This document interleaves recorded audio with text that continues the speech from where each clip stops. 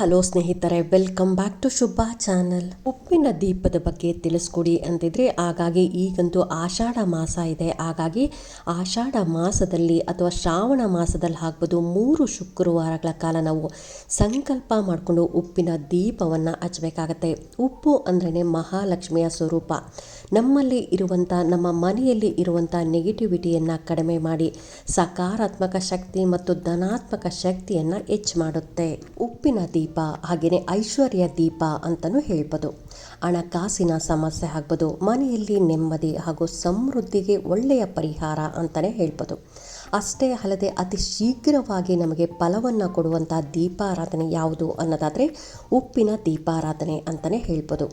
ಈ ದೀಪಾರಾಧನೆಯನ್ನು ಯಾವ ರೀತಿಯಾಗಿ ಮಾಡಬೇಕು, ಎಷ್ಟು ವಾರಗಳು ಮಾಡಬೇಕು, ಯಾವ ಮಂತ್ರಗಳನ್ನು ಹೇಳಬೇಕು, ಹಾಗೆಯೇ ಮಾಡಿದ್ದಾದಮೇಲೆ ಉಪ್ಪಿನ ದೀಪಾರಾಧನೆ ಮಾಡಿದ್ದಾದಮೇಲೆ ಆ ಉಪ್ಪನ್ನು ಏನು ಮಾಡಬೇಕು ಅಂತಲೂ ತಿಳಿಸ್ಕೊಡ್ತಾ ಇದ್ದೀನಿ. ಎಷ್ಟು ವಾರ ದೀಪಾರಾಧನೆ ಮಾಡ್ಬೋದು ಅನ್ನೋದಾದರೆ 3 ಶುಕ್ರವಾರ ಮಾಡ್ಬೋದು, 5 ಶುಕ್ರವಾರ ಮಾಡ್ಬೋದು, ಹಾಗೆಯೇ 9 ಶುಕ್ರವಾರ ನೀವು ಸಂಕಲ್ಪ ಮಾಡಿಕೊಂಡು ನೀವು ಎಷ್ಟು ವಾರ ಮಾಡ್ತೀರಾ ಅಂತ ನೀವು ಸಂಕಲ್ಪ ಮಾಡಿಕೊಂಡು ನೀವು ದೀಪಾರಾಧನೆಯನ್ನು ಮಾಡಬೇಕಾಗತ್ತೆ.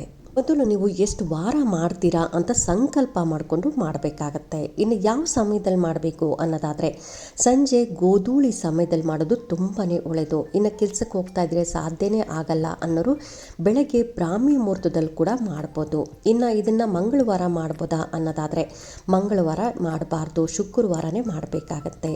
ಇನ್ನು ನೀವು ಅಕಸ್ಮಾತ್ ಈಗ ಬೆಳಗ್ಗೆ ನೀವು ದೀಪ ಹಚ್ಚಿರ್ತೀರಾ, ಸಂಜೆನೂ ದೀಪ ಹಚ್ಚಬೇಕಾ?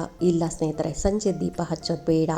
ಅಕಸ್ಮಾತ್ ನೀವು ಸಂಜೆ ಏನಾದರೂ ಗೋಧೂಳಿ ಸಮಯದಲ್ಲಿ ನೀವೇನಾದರೂ ದೀಪ ಹಚ್ಚಿದ್ರಿ ಅಂತಂದರೆ ಅದು ಎಷ್ಟೊತ್ತು ಉರಿಯುತ್ತೋ ಅಷ್ಟು ತನಕ ಉರಿದು ಅದು ಶಾಂತ ಆಗುತ್ತೆ. ಇದಕ್ಕೆ ಎಷ್ಟು ದೀಪಗಳು ಬೇಕು ಅನ್ನೋದಾದರೆ 3 ದೀಪಗಳು ಬೇಕಾಗುತ್ತೆ. ಅಥವಾ ಒಂದು ದೊಡ್ಡದು ದೀಪ ಆಗಲಿ ಅಥವಾ ಒಂದು ಮಣ್ಣಿನ ಪ್ಲೇಟ್ ಆದರೂ ಪರವಾಗಿಲ್ಲ, 2 ಚಿಕ್ಕ ಚಿಕ್ಕ ದೀಪಗಳು ಬೇಕಾಗತ್ತೆ. 3 ದೀಪಗಳನ್ನು ಚೆನ್ನಾಗಿ ತೊಳ್ಕೊಂಡು ಅದಕ್ಕೆ ಅರಿಶಿನ ಕುಂಕುಮವನ್ನು ಎಲ್ಲ ಕಡೆ ಹಚ್ಚಬೇಕಾಗತ್ತೆ. ಇನ್ನು ನೀವು ಪ್ರತಿ ವಾರನೂ ಹೊಸ ದೀಪವನ್ನೇ ತರಬೇಕಾ? ಆ ಥರ ಏನೂ ಇಲ್ಲ. ನೀವು ಒಂದು ಸಾರಿ ವ್ರತ ಮಾಡ್ತೀರಿ ಅಂತ ಸಂಕಲ್ಪ ಮಾಡಿಕೊಂಡ್ರೆ ಮಾತ್ರ ಹೊಸ ದೀಪಗಳನ್ನು ತರಬೇಕಾಗತ್ತೆ. ಅಕಸ್ಮಾತು ಈ ವರ್ಷ ನೀವು 3 ವಾರ ಕಂಪ್ಲೀಟ್ ಆಯಿತು ಅಂತಂದರೆ ನೆಕ್ಸ್ಟ್ ಮುಂದಿನ ವರ್ಷ ಮತ್ತೆ ಹೊಸ ದೀಪವನ್ನು ತೊಗೊಂಬಂದು ನೀವು ಶುಕ್ರವಾರ ಮತ್ತೆ ಇದೇ ರೀತಿಯಾಗಿ ಉಪ್ಪಿನ ದೀಪಾರಾಧನೆನ ಮನೇಲಿ ಮಾಡಬೇಕಾಗತ್ತೆ. ಉಪ್ಪನ್ನು ಅಷ್ಟೇ ಯಾವುದೇ ಕಾರಣಕ್ಕೂ ಮನೆಯಲ್ಲಿ ಇರುವಂಥ ಉಪ್ಪನ್ನು ನೀವು ಯೂಸ್ ಮಾಡಬಾರ್ದು. ಹೊಸದಾಗಿ ಒಂದು ಪಾಕೆಟ್ ಉಪ್ಪನ್ನು ತೊಗೊಂಬಂದು ಈ ಉಪ್ಪಿನ ದೀಪಕ್ಕೆ ಅಂತಲೇ ನೀವು 3 ವಾರ ಮಾಡ್ತೀರಾ ನೋಡಿ, ಅದಕ್ಕೆ ಅಂತಲೇ ಒಂದು ಪಾಕೆಟ್ ಉಪ್ಪು ತೊಗೊಂಬಂದು ಸಪ್ರೇಟಾಗಿ ನೀವು ದೇವ್ರ ಮನೇಲೆ ಇಟ್ಕೊಬೇಕಾಗತ್ತೆ. ಉಪ್ಪನ್ನು ನಾವು ಪ್ಲೇಟಿಗೆ ಹಾಕೋ ಸಮಯದಲ್ಲಿ ಉಪ್ಪನ್ನು ಕೈಯಿಂದನೇ ಹಾಕಬೇಕು. 3 ಇಡಿ ಆಗಷ್ಟು ಉಪ್ಪನ್ನು ಹಾಕಬೇಕಾಗತ್ತೆ. ಯಾವುದೇ ಕಾರಣಕ್ಕೂ ನೀವು ಪಾಕೆಟಿಂದ ಹಾಗೆ ಹಾಕಕ್ಕೆ ಹೋಗಬೇಡಿ. ಇನ್ನು ಉಪ್ಪನ್ನು ಕೈಯಲ್ಲಿ ಇಟ್ಕೊಂಡು ನಿಮ್ಮ ಮನೆ ದೇವರನ್ನು ನೆನೆದು ನಿಮ್ಮ ಕಷ್ಟಗಳು ಏನಿದೆ ಅದನ್ನೆಲ್ಲ ಶೀಘ್ರವಾಗಿ ಪರಿಹಾರ ಮಾಡಪ್ಪ ಅಂತ ನಿಮ್ಮ ಮನೆ ದೇವರನ್ನು ಪ್ರಾರ್ಥನೆ ಮಾಡ್ಕೊತ ಉಪ್ಪನ್ನು ದೀಪದಲ್ಲಿ ಅಥವಾ ಉಪ್ಪಿನ ಪ್ಲೇಟ್ನಲ್ಲಿ ಹಾಕಬೇಕಾಗತ್ತೆ. ಉಪ್ಪಿನ ಮೇಲೆ ಒಂದು ಚಿಕ್ಕ ದೀಪವನ್ನು ಇಟ್ಟು ಆ ದೀಪದಲ್ಲಿ ಅಕ್ಷತೆಯನ್ನು ಹಾಕಬೇಕಾಗತ್ತೆ. ಇನ್ನು ಅಕ್ಷತೆಯನ್ನು ಹಾಕೋ ಟೈಮಲ್ಲಿ ನೀವು ಕೈಯಲ್ಲಿ ಇಟ್ಕೊಂಡು ಈ ಮಂತ್ರವನ್ನು, ಮಹಾಲಕ್ಷ್ಮಿಯನ್ನು ನೆನೆದು ಈ ಮಂತ್ರವನ್ನು ಹೇಳ್ಕೊಬೇಕಾಗತ್ತೆ. ಸರ್ವಮಂಗಳ ಮಾಂಗಲ್ಯೆ ಶಿವೆ ಸರ್ವಾರ್ಥ ಸಾಧಿಕೆ ಶರಣ್ಯೆ ತ್ರಯಂಬಕೆ ದೇವಿ ನಾರಾಯಣಿ ನಮೋಸ್ತುತೆ ಹೇಳಿ ಆ ಅಕ್ಷತೆನ ಆ ದೀಪದಲ್ಲೇ ಹಾಕಬೇಕಾಗತ್ತೆ. ಅದ್ರ ಮೇಲೆ ಇನ್ನೊಂದು ದೀಪವನ್ನು ಇಡಬೇಕು. ಪ್ರತಿ ಹಂತದಲ್ಲೂ ಅಂದರೆ ನಾವು ಈ ರೀತಿಯಾಗಿ ರೆಡಿ ಮಾಡಬೇಕಂದ್ರೂ ನಾವು ಯಾವಾಗಲೂ ದೇವರ ಸ್ಮರಣೆಯನ್ನು ಮಾಡ್ತಾ ಅಥವಾ ದೇವರ ಹಾಡುಗಳನ್ನು ಆಡ್ತಾ ಅಥವಾ ದೇವರ ನಾಮಗಳನ್ನು ಜಪಿಸುತ್ತಾ ನಾವು ದೇವರ ಈ ಕೆಲಸಗಳನ್ನು ಮಾಡಬೇಕಾಗತ್ತೆ. ಯಾವುದೇ ಕಾರಣಕ್ಕೂ ಮನಸ್ಸಲ್ಲಿ ಏನೋ ಯೋಚನೆ ಮಾಡಿಕೊಂಡು ಅಥವಾ ಯಾವುದೋ ಒಂದು ಕೆಟ್ಟ ಆಲೋಚನೆಯಿಂದ ನಾವು ಯಾವುದೇ ಕಾರಣಕ್ಕೂ ಈ ದೀಪಾರಾಧನೆಯನ್ನು ಮಾಡೋದು ಅಥವಾ ದೇವರಿಗೆ ನಾವು ಯಾವಾಗಲೂ ದೇವರುಗಳನ್ನು ತೊಳಿಬೇಕಂದ್ರೆ ಅಥವಾ ದೇವ್ರ ಮನೆ ಕ್ಲೀನ್ ಮಾಡಬೇಕಂದ್ರೆ ಯಾವುದೇ ಒಂದು ದೇವ್ರ ಕೆಲಸ ಮಾಡಬೇಕಂದ್ರೂ ಪ್ರತಿ ಸರಿ ನಾವು ದೇವರ ಸ್ಮರಣೆಯನ್ನು ಮಾಡ್ತಾ ದೇವರ ಹಾಡನ್ನು ಹಾಡ್ತಾ ದೇವರ ನಾಮಗಳನ್ನು ಹೇಳ್ತಾನೆ ಮಾಡಬೇಕಾಗತ್ತೆ. ಉಪ್ಪಿನ ದೀಪಕ್ಕೆ ತುಪ್ಪ ಹಾಕಬೇಕು, ಇಲ್ಲಾಂದರೆ ಎಳ್ಳೆಣ್ಣೆಯನ್ನು ಹಾಕಬೇಕು. ಇವೆರಡು ಬಿಟ್ಟು ಬೇರೆ ಯಾವ ಎಣ್ಣೆನೂ ಹಾಕಬಾರ್ದು. ಹಾಗಾಗಿ ಮೊದಲು ನೀವು ಎಣ್ಣೆಯನ್ನು ಅಥವಾ ತುಪ್ಪವನ್ನು ಹಾಕಿ ನಂತರ 2 ಬತ್ತಿಯನ್ನು 1 ಬತ್ತಿಯನ್ನಾಗಿ ಹಾಕಬೇಕಾಗತ್ತೆ. ಇನ್ನು ನಾವು ಪ್ರತಿದಿನ ದೇವ್ರ ಮನೇಲಿ ದೀಪ ಹಚ್ತೀರಿ ಅಂದರೆ ಮೊದಲು ನೀವು ಬತ್ತಿಯನ್ನು ಹಾಕಿ ನಂತರ ಎಣ್ಣೆಯನ್ನು ಹಾಕಬೇಕಾಗತ್ತೆ. ಆದರೆ ಉಪ್ಪಿನ ದೀಪ ಹಚ್ಚಬೇಕಂದ್ರೆ ಮೊದಲು ಎಣ್ಣೆ ಅಥವಾ ತುಪ್ಪವನ್ನು ಹಾಕಿ ನಂತರ ಬತ್ತಿಯನ್ನು ಹಾಕಿ ನೀವು ದೀಪವನ್ನು ಹಚ್ಚಬೇಕು. ದೀಪವನ್ನು ಹಚ್ಬೇಕಂದ್ರೂ ನಾವು ಮ್ಯಾಚ್ ಬಾಕ್ಸಿಂದ ಡೈರೆಕ್ಟಾಗಿ ಹಚ್ಚಬಾರ್ದು, ಏಕಾರತಿಯಿಂದ ಹಚ್ಬೋದು, ಇಲ್ಲಾಂದರೆ ಅಗರಬತ್ತಿಯಿಂದ ಹಚ್ಚಬೇಕಾಗತ್ತೆ. ಇನ್ನು ನಾವು ಉಪ್ಪಿನ ದೀಪ ಯಾವಾಗಲೂ ದೇವ್ರ ಕಡೆ ಮುಖ ಮಾಡಿ ಇಡಬೇಕಾಗತ್ತೆ. ಇದನ್ನ ನಿಮ್ಮ ದೇವ್ರ ಮನೆ ಯಾವ ಕಡೆ ಆದರೂ ಇರಲಿ, ಉತ್ತರ, ದಕ್ಷಿಣ, ಪೂರ್ವ, ಪಶ್ಚಿಮ ಯಾವ ಕಡೆನಾದರೂ ಇರಲಿ, ಆದರೆ ದೀಪ ಮಾತ್ರ ದೇವ್ರ ಕಡೆ ಮುಖ ಮಾಡಿ ಈ ರೀತಿಯಾಗಿ ಇಡಬೇಕಾಗತ್ತೆ.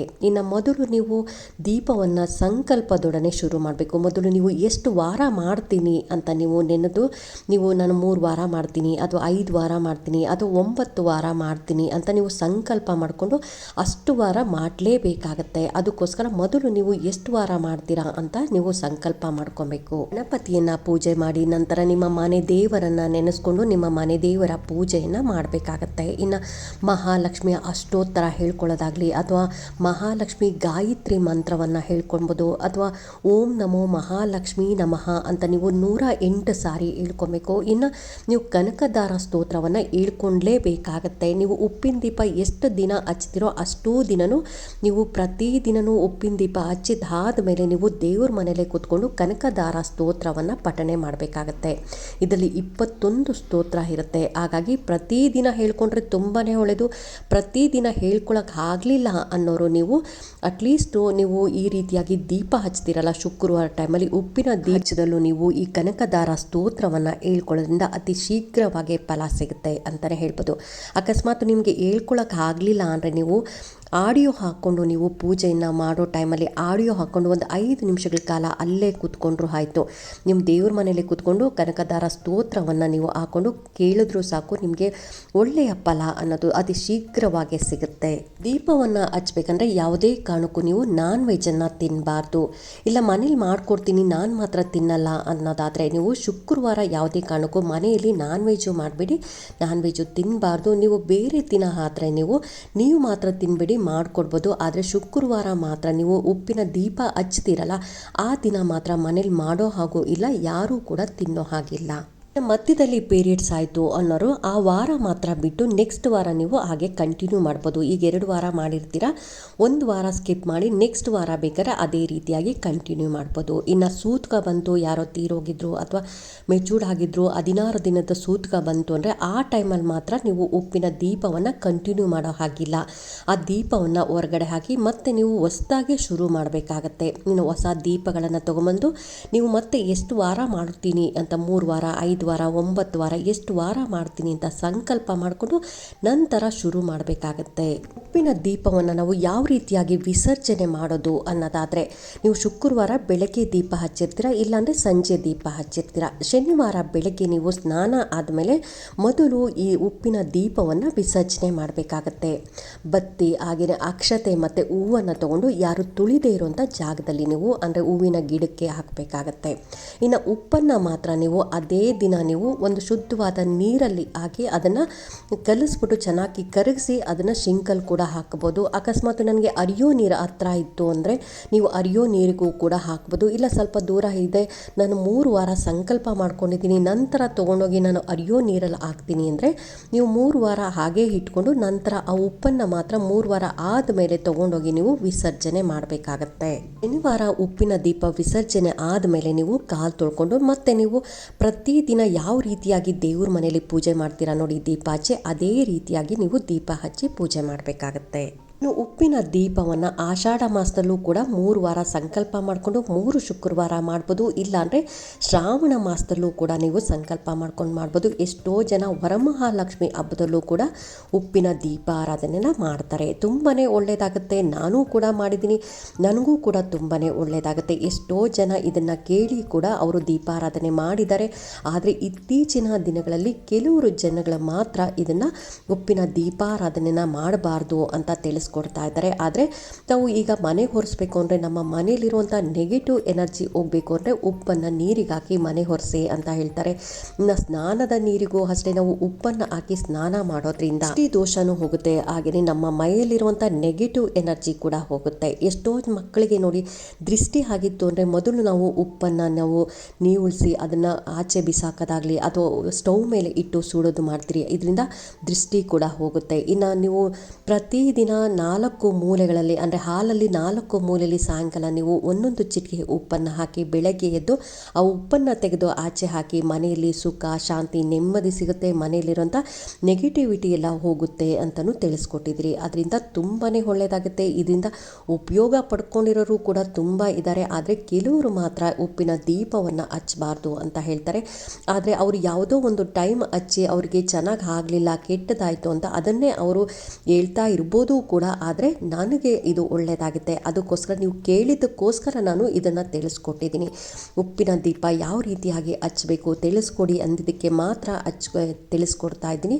ಆದರೆ ಮಾಡೋದು ಬಿಡೋದು ನಿಮ್ಮಿಷ್ಟ. ನಿಮಗೆ ಇಷ್ಟ ಇದ್ದರೆ ಮಾತ್ರ ಮಾಡಿ, ಇಲ್ಲ ಅಂತಂದರೆ ನೀವು ಉಪ್ಪಿನ ದೀಪದ ಬಗ್ಗೆ ನಂಬಿಕೆ ಇಲ್ಲ, ಮಾಡಬಾರ್ದು ಅಂದರೆ ಮಾತ್ರ ಮಾಡೋಕ್ಕೆ ಹೋಗಬೇಡಿ. ಹಾಗಾಗಿ ಈ ವಿಡಿಯೋ ಹೇಗೆ ಅನ್ನಿಸ್ತು ಅಂತ ಕಾಮೆಂಟ್ ಸೆಕ್ಷನಲ್ಲಿ ಕಾಮೆಂಟ್ ಮಾಡಿ, ಲೈಕ್ ಮಾಡಿ, ಶೇರ್ ಮಾಡಿ. ಇನ್ನೂ ನನ್ನ ಚಾನಲ್ಗೆ ಯಾರೆಲ್ಲ ಸಬ್ಸ್ಕ್ರೈಬ್ ಮಾಡದೆ ಹಾಗೆ ನೋಡ್ತಾ ಇದ್ದರೆ ಎಲ್ಲರೂ ಸಬ್ಸ್ಕ್ರೈಬ್ ಮಾಡ್ಕೊಳ್ಳಿ. ಪಕ್ಕದಲ್ಲಿರೋಂಥ ಬೆಲ್ ಐಕಾನ್ ಪ್ರೆಸ್ ಮಾಡೋದ್ರಿಂದ ನಾನು ಹಾಕೋ ವಿಡಿಯೋಗಳೆಲ್ಲ ಬೇಗ ಬಂದು ತಲುಪುತ್ತೆ. Thank you.